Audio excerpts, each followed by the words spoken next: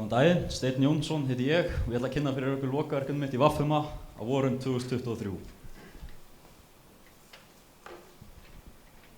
Lokaverkefni hjá mér er sem sagt handbók fyrir vélstjóra í Viðarsdeild Frystihús Eskju. Lokaverkefni hjá mér skiptist í tvennt.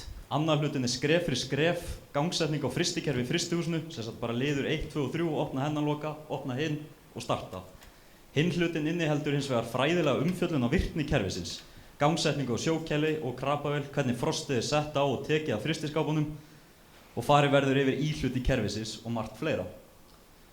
Ég byrjaði að vinna sem vélstjóri í frystihúsinu á Eskifirði sumarið 2021. Fyrstu vertíðina mína vann ég alltaf með öðrum vélstjóra á vakt og þurfti lítið að hugsa sjálfur. Mér var bara sagt að gera eitthvað og ég fór og gerði það og pældi lítið í því af hverju ég var að gera þetta.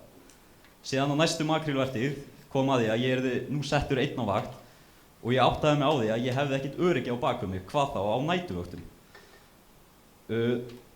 Og þá fyrstu vaktirnar á vertíðinni fór ég þá í það að skrifa niður hvernig kerfið væri ræst og bjó mér til litla handbók. Af hverju var ekki búið að gera handbók? Yfirmaður minn var oft búinn að tala um það að fínt væri að græja inn á svoleiðis, bæði til þess að kíkja í ef vafaatriði væri við gangsetningu hjá þér eða þegar nýr vélstjóri væri að byrja, þá gæti hann notast við hana til þess að læra betur inn á kerfið. Þegar ég fékk þessa hugmynd þá var hún bara einungis fyrir mig, en að lokum þá var hún að lokaverkefni og mun verða til staðar í frystihúsinu. Markmiðið með henni var sem sagt þá að ég myndi finna mér lokaverkefni, græja handbók sem að þurfti á að halda, til dæmis eins og þegar ég byrjaði að vinna þarna, og síðan skemmir það alls ekki fyrir að ég er orðinn mun vitrari kerfið og hefur þekking mín í kælitækni aukist til muna. Síðan er alltaf gaman þegar hægt er að tengja námið við eitthvað sem þú þekkir.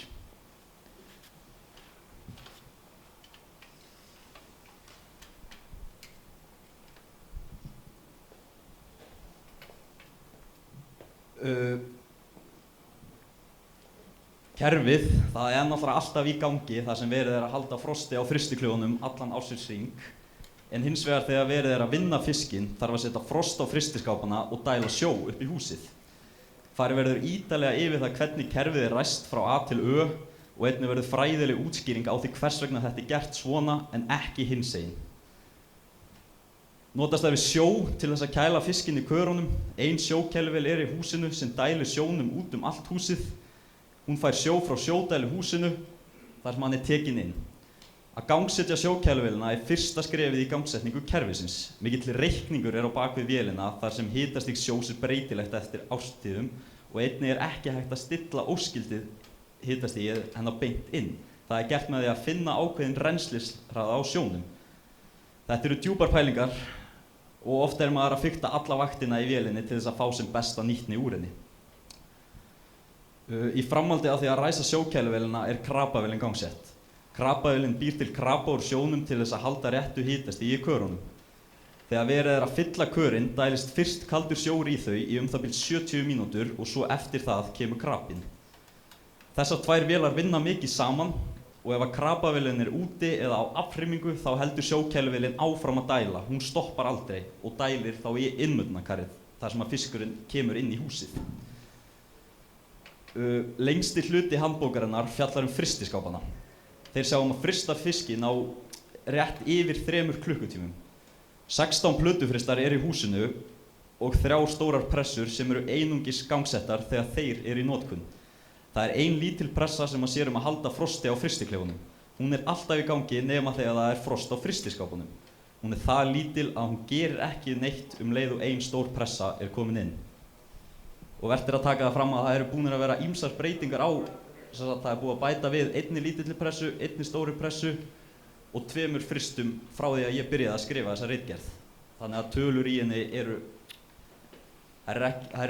miðaðar við eins og þetta var þegar ég byrjaði. Þetta er sjókæluvélin sem við notum og þetta er krapavélin okkar. Frystikerfi sjálft. Farið verður yfir helstu íhluti kerfis og teiknaði ég upp kerfismynd af frystikerfinu sem má finna í bókinni.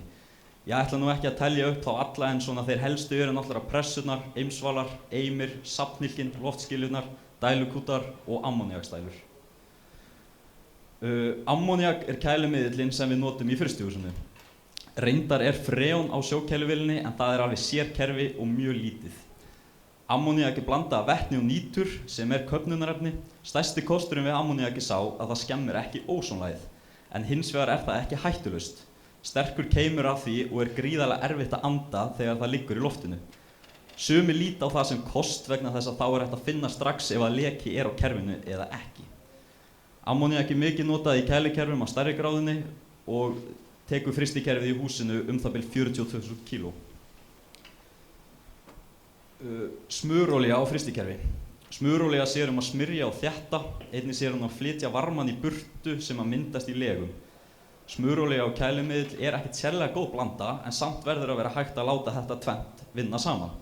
Í handbókinni má finna hvernig það gengur upp með hjálp smurolíuskiljunar og einnig sagt frá því hvernig olíunni tappað af kerfinu.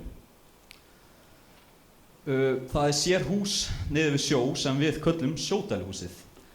Þar má finna dælur sem dæla sjónum upp í frystihúsið. Þetta miðflóttaaflsdælur með hjálpadælu upp á sog. Það eru 2 fyrir vinnslusjóinn og 2 fyrir kælisjóinn. Síðan eru 2 sjálfhreinsandi síur, 1 stór og önnur minni.